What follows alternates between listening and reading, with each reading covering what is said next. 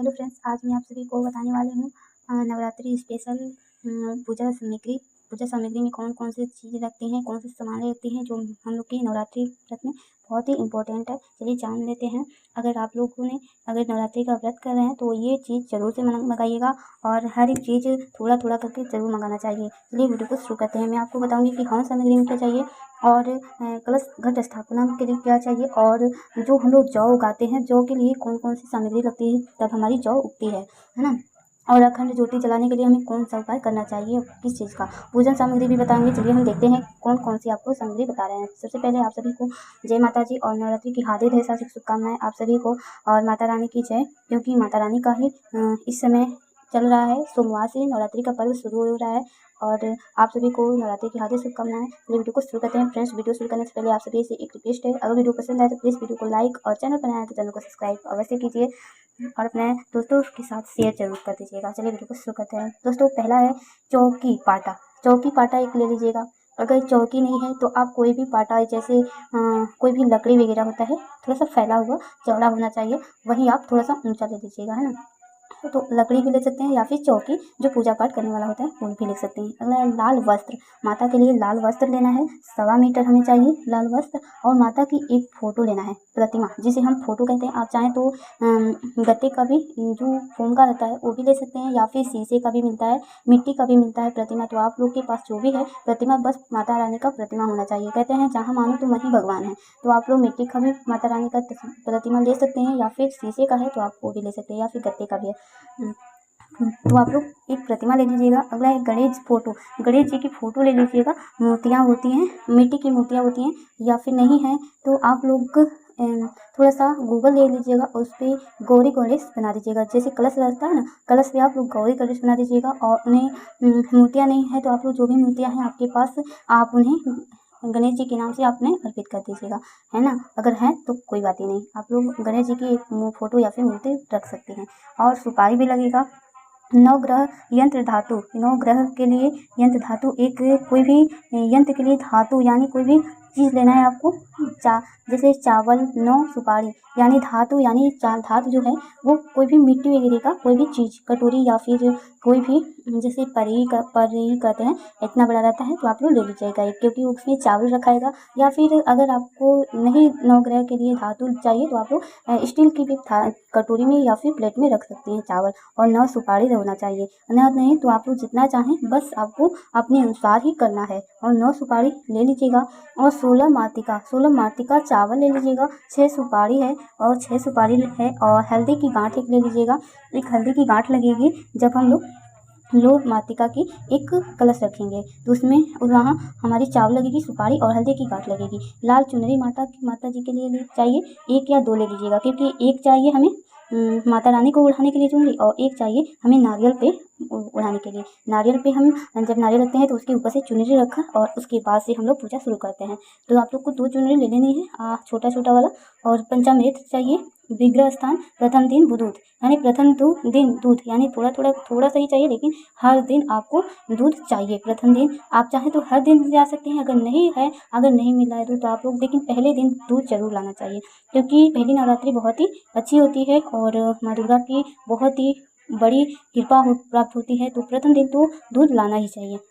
तो आप लोग नहीं कभी मिले तो प्रथम दिन, पहले दिन जरूर लाइएगा दूध हो गया। श्रृंगार सामग्री, माता रानी की श्रृंगार की सामग्री, जैसे चूड़ी, बिंदी, इस तरीके से जो भी माता रानी का श्रृंगार है, 16 या फिर 7 या फिर 5, जितना आपके अनुसार आवश्यकता हो आप लोग ले सकते हैं। जितना आपको मनचाहा देना हो माता रानी को वो दे सकते हैं। लेकिन सिंदूर आप लोग मत भूलिएगा, सिंदूर माता रानी का बहुत ही प्रिय है। तो आप लोग कुछ दें या ना दें माता रानी को श्रृंगार सामग्री में, लेकिन सिंदूर अवश्य दीजिएगा, है ना।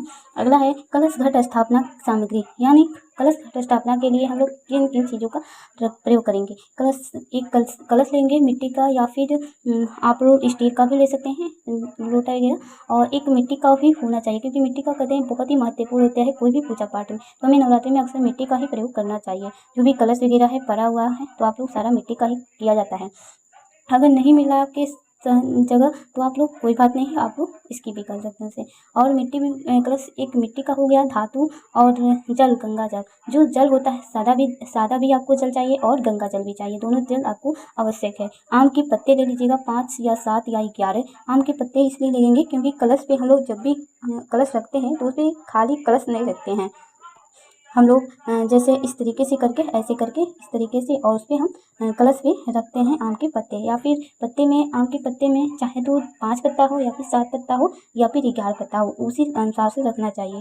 उसके बाद ही कलश के ऊपर पड़ा या फिर जो भी चावल गिरा है तो रख सकते हैं। उसके बाद से ऊपर से दिया बत्ती लगा सकते हैं, है ना। अगला है लौंग। एक लौंग, कलसे में क्या डालना चाहिए आपको, कलसे में डालना चाहिए 1 लौंग, 1 इलायची और 1 सिक्का और 1 सुपारी, 1 हल्दी की गांठ और अक्षत पुष्प, सर्व औषधि यानी जो मधु है ना उसे औषधि कहते हैं। तो आप लोग थोड़ा सा औषधि उसमें जरूर डालिएगा मिठास के लिए।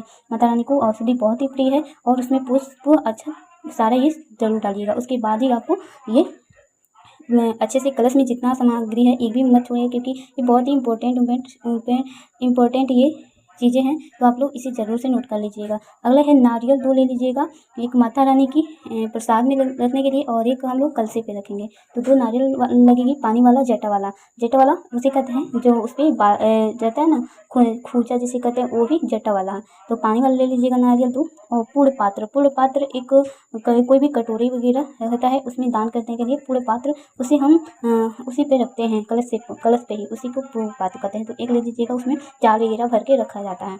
अगला है अक्षत आप लोग ले लीजिएगा अलग से। जो भी एक चावल मिलती है अक्षत बनाने के लिए, लंबी चावल होती है, और आप ले लीजिएगा 1 kg या फिर 2 kg या फिर आधी kg भी ले सकते हैं, क्योंकि अक्षत उसमें बहुत ज़्यादा लगता है और हम लोग को 9 दिनों तक पूजा पाठ करना था, इसलिए तो सामग्री ज़्यादा लगेगी, तो आप लोग ले लीजिएगा, है ना।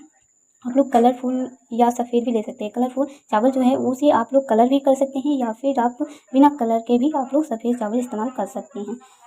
अब हम देखेंगे यहाँ ज्वार उगाने की सामग्री। ज्वार हम लोग कैसे उगाते हैं और हम लोग सामग्री उसमें क्या क्या रहेगा, ज्वार उगाने में हमें कौन कौन सी सामग्री चाहिए।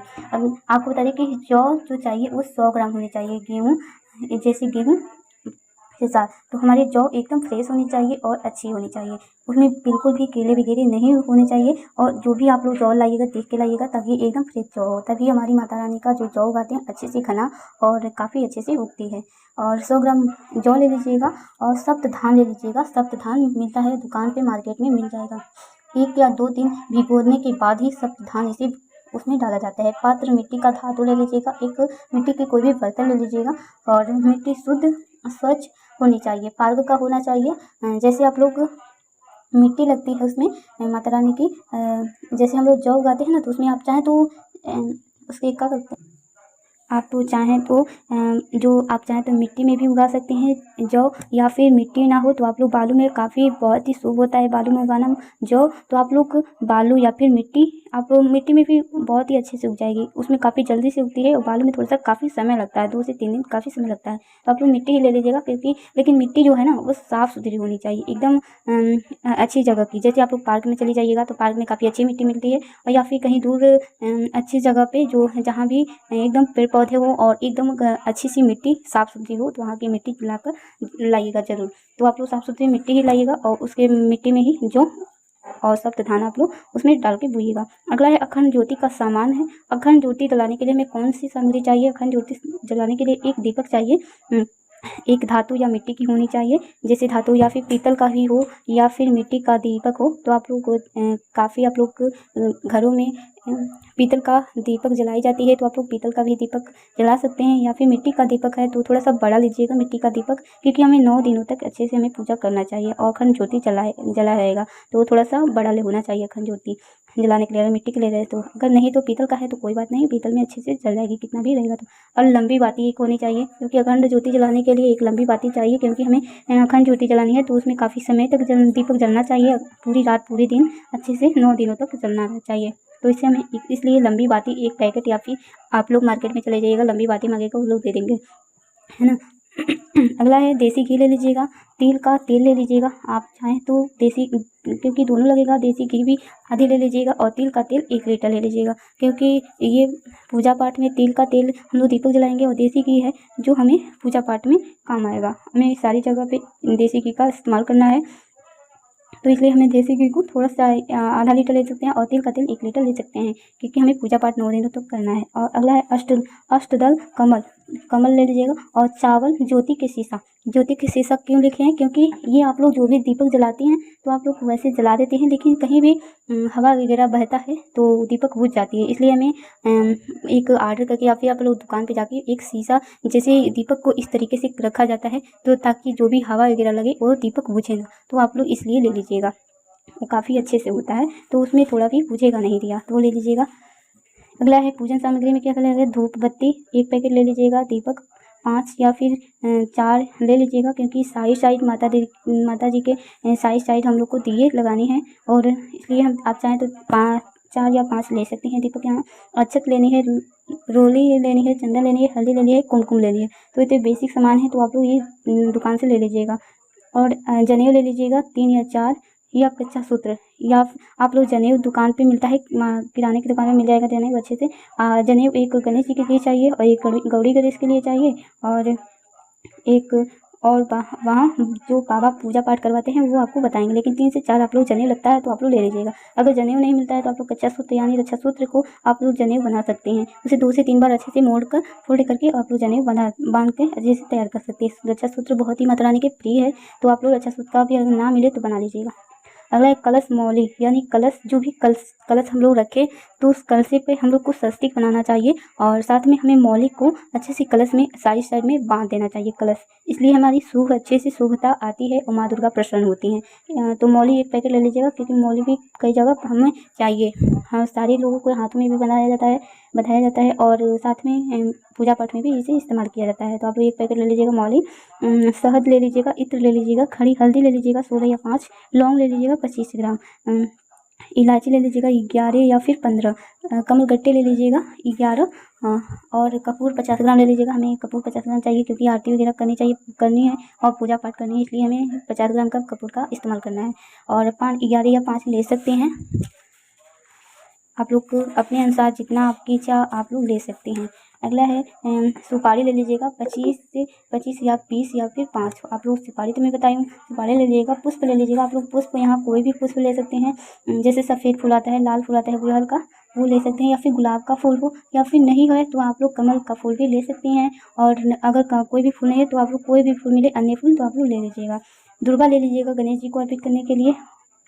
पूसा ले लीजिएगा पात्र, और पात्र मिट्टी एक चाहिए। हवन सामग्री के हमें लिए हवन सामग्री में आपको बता देते हैं। हवन सामग्री के एक पात्र चाहिए मिट्टी का, धातु का, कोई भी एक बड़ा सा, ऐसे कढ़ाई जैसी होती है, थोड़ा सा इस तरीके से गोल साइज में, तो आप लोग ले लीजिएगा। इसमें हवन करने के लिए गाय के गोबर ले लीजिएगा, उबले, जैसे छोटे छोटे उबले होते हैं गोल गाय के, इस तरीके से बना लीजिए गोल गोल। और खड़े कंडे ले लेने हैं, आम की लकड़ी लेनी है 100 ग्राम आपको हवन करने के लिए, और पूर्ण आहुति, जायफल लेनी है, सुपारी लेनी है, गूगल लेनी है, लोबान लेनी है। इन चीज़ों का हम लोग हवन करते हैं, आहुति देते हैं। और इन चीज़ों को जैसे जौ, तिल, कमलगट्टे, लौंग, बतासे से हवन करते हैं, है ना। तो ये थी हवन की सामग्री। अब आपको बता देते हैं कि जो हम लोग प्रसाद बनाते हैं, भोग प्रसाद, उसके लिए हमें क्या चाहिए। भोग प्रसाद के लिए लौंग, बतासे चाहिए 250 ग्राम, यानी 250 ग्राम हमें चाहिए पाव। और पंचमेवा चाहिए 100 ग्राम। मिश्री मिठाई आप लोग कोई भी चीज़ ले सकते हैं मीठा में। नवरात्रि के दिन के अनुसार विशेष भोग लगाए जाते हैं। मौसमी के फल भी ले सकते हैं, अनार विशेष होता है, माता रानी को बहुत ही प्रिय होता है। ताजुल ले सकते हैं, पान, लौंग, इलायची, सुपारी, बतासा ले सकते हैं, है ना। और आप चाहें तो पान, मीठा पान आप माँ दुर्गा के लिए ला सकते हैं। अगला है जाप एवं पाठ। नवरात्रि में आप लोग माता रानी का जो लोग 9 दिनों तक व्रत रखते हैं वो लोग क्या करें, श्री दुर्गा 7 शर्त, यानी दुर्गा जी की जो भी 7 शर्त होती हैं, एक आती है बुक, और उसे आप लोग पढ़ेगा। और अगला है नवरात्र कथा पुस्तक। नवरात्र की जो भी कथा है, जितनी भी कथा आती है उसे आप लोग को जरूर पढ़ना चाहिए। और 9 दुर्गा 9 स्वरूप कथा पुस्तक पढ़नी चाहिए। 9 दिनों की जो 9 स्वरूप माता रानी का होता है, वो 9 स्वरूपों को बुक में दिया जाता है। जैसे काली माँ हो गई, दुर्गा माँ हो गई, सरस्वती माँ हो गई और लक्ष्मी माँ हो गई, इस तरीके 9 रूप उनकी दुर्गा माँ के होती हैं। तो आप लोग 9 रूपों की पुस्तक अवश्य पढ़िएगा। आपको बहुत ही फ़ायदा होगा, माता रानी प्रसन्न होंगे। अगला है दुर्गा चालीसा भी करनी चाहिए, जो भी 9 महिलाएँ या फिर लड़कियाँ 9 दिनों तक व्रत रखती हैं।